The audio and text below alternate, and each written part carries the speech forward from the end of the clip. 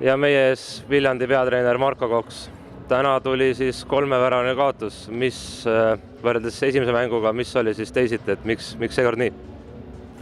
Seekord me alustasime võrreldes esimese mänguga täiesti kardinaalselt teistmoodi, et sellised lahendused, sellised visked,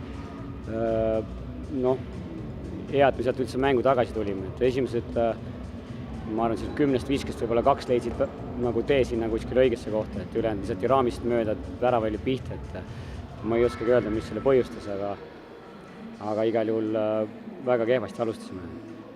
Kas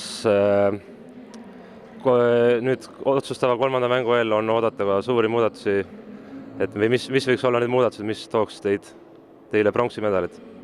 No selle 2-3 päevaga tänapäeval siin maikuus ei tee enam mingit muudatusi, et seal on puhtalt enda sees on vaja leida see rahu ja keskenduda nagu mängule, et mitte nagu üle mõelda ja teha nendest oma vigadest järeldused õiged. Olgu, aga edu 3. mängu eel!